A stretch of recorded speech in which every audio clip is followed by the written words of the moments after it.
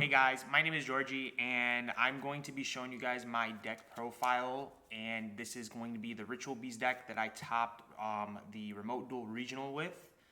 I like to give a cool shout out before we start off any of the videos to my boys, Josh, John, Jason, and my boy Dylan. They help out a lot with this deck. They help me do play testings and all that good stuff. Shout out to my boy Frank and Jose also for play testing with me and getting sacked by all my going second cards. But without further ado, let's go ahead and get right into the deck profile. These will be, here for the rest of the video, but these are cool. These are from Nats, just pictures of the boys. We have a Ginyu Force and one with me and my cousin. Anyways, for starters, for the deck profile, we did play Ritual Beast like I mentioned before earlier. This is going to be a little bit different, kind of similar to my deck profile back at Nats, but practically identical in every other way. We play 3 Cannahawk. This is the bread and butter of the deck.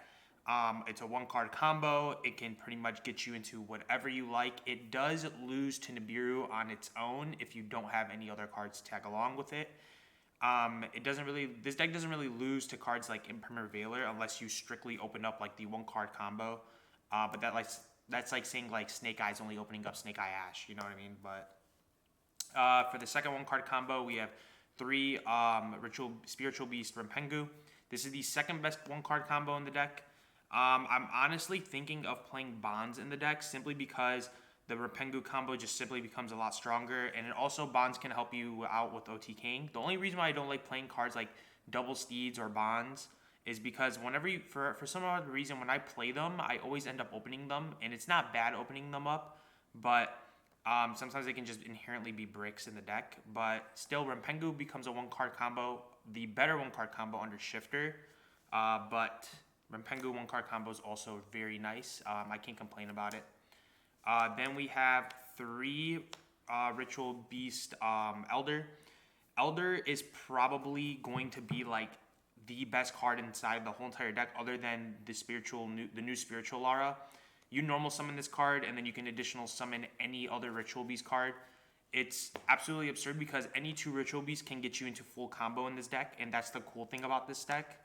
Obviously, you can't use like 2 Tamers, but you can use like a Spiritual Beast Tamer and then any other Ritual Beast Tamer to get you where you gotta go. But yeah, Elder is pretty self-explanatory. People do try to like imperm it, and I think people are starting to finally catch on. They'll like imperm the Elder, and then when they imperm the Elder, they're like, wait, you can still normal summon? And I'm like, yeah, you can still normal summon. It's not like Beckoning Beast.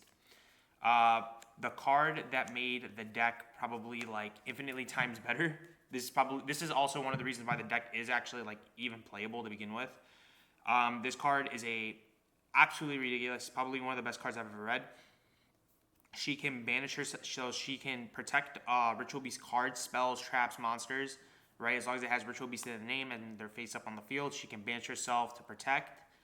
She works in the damage step to protect. She works in her other effect activates in the damage step sometimes.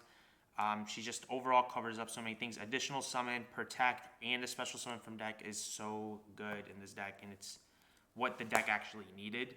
I'm surprised that they actually gave an older deck the support it needed. But now for the one-ofs, we play 1 Wen, I play 1 Lara, I play 1 Apelio, 1 Winda, and 1 Petalfin. I love the Dolphin. If you guys look at my Nationals list, I actually ended up playing the Petalfin, and the Petalfin comes up pretty often. It's not necessarily for the banish effect, but it's also sometimes where like you have all the Ritual Beast monsters, and you went through all your Spiritual Beast, and you still have like, let's say like 1 more Tamer that you can use, like let's say Old Lara, right? And you have that 1 more Cannahawk banish, and you already have Steeds in your hand. You can banish the Dolphin and then go for a Cannahawk loop 1 more time, and then you can still end on like an even stronger board. So like it comes up in those instances. Zephyr Pilica, I'm not playing it. I'm thinking about playing it, but I'm not sure just yet. I still need a little bit more testing before I can pull the trigger on that. And then 2 of the honorary Ritual Beast cards. A lot of people were complaining about Protos during the EU Nationals that recently came up, and they're saying that Protos is going to get banned. I don't think it's going to get banned. Is Protos broken? I do think it's broken. If it gets banned, Ritual Beast does not change at all because we're just gonna play Escados, and if we play Escados, we're still gonna be able to call Pyro, and we're still gonna be able to call a bunch of other things. And the other decks that are like water and stuff, we already can't call water, right? So it doesn't really matter in that sense, but I mean, Protoss and Escados, they work practically identical to each other. Just Protoss is better because it's attribute, but it's practically going to be the same thing if they do ban Protoss. And then onto the spells and the like non-engines. So we have 2 Ritual Beast Inheritance. This is a new card from Battles of Legend. Also, very good card. It's Rhoda practically for the deck. I don't think this card should be at 1, and I don't think it should be at 3. I think it's good at 2. I just think it's okay. As long as you have another Ritual Beast card in your hand, you can reveal this. You can reveal a Ritual Beast monster, and then you can add pretty much another one with a different type, and then discard one. The battle effect comes up often against people who are trying to OTK you, specifically against Tempai, so it does come up against those type of decks. Other than that, I mean, I don't think this card should be played at 3. If it was Rhoda, then it would be played at 3, but it's not, so people stop trying to compare it to Rhoda. This card is bonkers. E-Telly in this deck is probably one of the best cards ever because you can just summon out 2 Ritual Beast Tamers, right? 1 Lara and then 1 new Lara, and then you can just Contact Fuse and combo off after that, and that also can play past Nibiru. It's extremely good. E-Telly has always been one of those broken cards. That's why it's at 2 in the OCG. But, yep.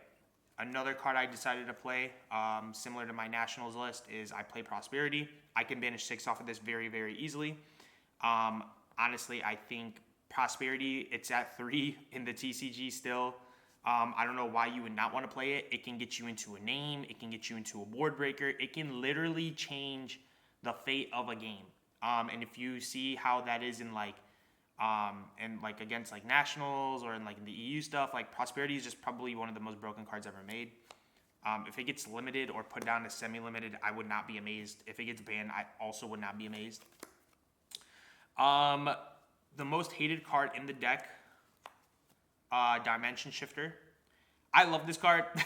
It's not even because of I'm playing it. I've actually grown to like this card more than I thought I would. Just being able to put all these like tier 0 decks in check, this is the only card that can do it. There's no other card that keeps a tier 0 deck in check. And there's also not another card that can keep like broken decks like Dark World. Like if you don't drill Dark World, you practically lose the game. This also just stops all those decks. And I think Shifter is amazing. I don't think it should get touched at all. And that's coming from me, like a Ritual Beast player, but I still think Shifter, I don't think Shifter should get hit. I think it's just too good overall. The next card is 3 Book of Eclipse. Similar to my Nationals list, 3 of these is absolutely absurd. You open up 2 of these, you break a board. You open up 1 of these and another board breaker, you break a board. You open up this plus engine, you win the game. It also plays around Nibiru. And it also plays around Imperm. That's another reason why we do play it, because we can contact our monsters while they're phased down. Next is 3 of the Dark Ruler No More and 3 of the Evenly Matches. These 6 were practically... I decided to keep these in simply because if you open up these plus, like, let's say a Book of Eclipse, or if you open up any combination between any of these and the board breakers, you can just win the game. And if you play this deck, believe me when I say this, it does come up more than more than you think. So I think these are fine. When the new Malchemy comes out, that will also depend on how all of this does change. So Ritual Beast Steeds is also a mandatory one of. You have to play it. It's searchable. It's an interaction. Sometimes Steeds plus literally Shifter can just win you a game. It's absolutely hilarious. Let's move on to the extra deck. We'll start off with the fusions. I play, of course, 2 Canohawk. I don't think you need 3. If you're playing a pure build, you might as well play 3. But even in a pure build, I think you can just dedicate your other slots to other really good cards. 2 No Chi Dragos. This is probably the card that made the deck actually good. Banish from field or graveyard. It's an Astroloud. It's a tag out. You can't target it. Crazy. Absolutely crazy. It's bonkers. Ulti Apelio. You have to play this because it does come up sometimes and you need it. It's also a strong body. It's 2600. So it can run over other cards like Fenrir and stuff. And then you can start playing the game after you remove those cards. It's also unaffected when it attacks. So it's also pretty good. Another really good card that I play in the fusions is going to be Gaia Pelio. Gaia Pelio is practically the best fusion inside of the whole entire deck. All I gotta say is when you do the Gaia Pelio combo, you end on Protos, you end on Link 4, Gaia Pelio with an Omni Negate of 3 with Steeds in the back. So that's bonkers, buddy. You're not beating that. Last but not least, let's go over... Oh, and also one Banshee for the Protoss package. You have to play it. Last but not least, let's go over the links. This is probably going to end up changing a lot, but certain cards are like mandatory, like Link Spider. You have to play Link Spider. It's a mandatory card. It plays around the Nibiru, and if you play into Nibiru... This deck doesn't play around Nibiru. It plays into Nibiru, and then you give your opponent you put your opponent in a chokehold, and then when you put them in that chokehold, they're forced to Nibiru, and if they don't, then they actually lose the game. That's why Link Spider's in here, because if they do end up deciding to Nibiru you before you make your Appaloosa or your Gaia Pelio, you just make Link Spider and you do the exact same combo still. IP, you have to play it. SP, you have to play this. A card I have been playing since Nationals, and I think it's absolutely amazing. Pit Knight. There's times where you have Pit Knight here, Link 4, and then you have, like, let's say, like Canahawk or Nochi or even the Link 2. You can tag out as many times as you want. You give Pit Knight so many opportunities to be used in this deck. It's so good. The only time that you realistically ever summon this is when you call Protoss with Dark, which is what you usually want to do game 1 if you don't know what your opponent's playing. Protoss line also just gives you more value. That's why you play it and you summon it no matter what. Even if you're playing against a deck like Flu, you summon it because you get more value out of it. We play 1 Chemo Falcos. I don't think you need to play 2. I think 1 is perfectly fine. They're all recyclable. I never ever found an issue with them. And then for the Link 4s, I play 1 Appaloosa and I play 1 World Sea. This is probably going to get cut. I'm not sure yet, but World Sea at the regional, the remote duel regional, just didn't come up as much. At Nationals, it came up a lot, but in the remote duel, it barely ever came up, and that's probably why it might get cut. It also can just be Baguska. This can be Baguska, and then you can play around Lancia a little bit easier. It also FTKs Flu. So if you're playing against Flu, and even though this deck already beats Flu, because it is the better deck, Baguska just FTKs them. Another really good card is going to be the Link 4, Ray Retaria, I think I say that right. But absolutely absurd Ritual Beast card. And that's another reason why you probably should consider Bonds, is because you can cheat this card out and then have all your other resources for other things. But yeah, let's move on to the extra deck, or side deck, my bad. Play 1 Cowboy, best card in the deck. I decided to play 2 Solemn Judgments and 1 Anti-Spell. This is different than what my Nationals list was. I played 2 Fisher, 1 Anti-Spell. Judgment did not come up at all during the remote duel. I don't know. These 2 cards are, I don't know. I need to find a spot for them, but I need to figure out what I want to put in replacement of these, because these 2 slots just never come up for me. And then these are the cards that I think are mandatory in the side, and it will change when Rage of the Abyss comes out. 1 Nibiru, 1 Mulchummy, and 3 Crossouts.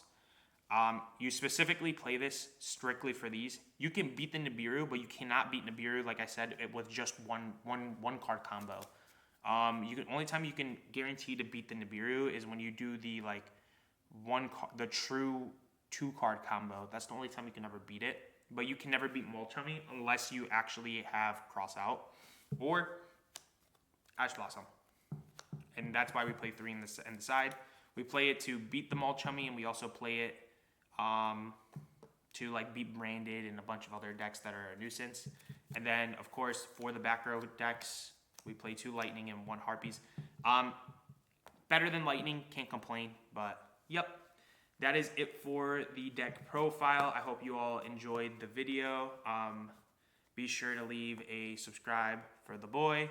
And yeah, thank you for having me on the channel. I'll see you guys. Peace.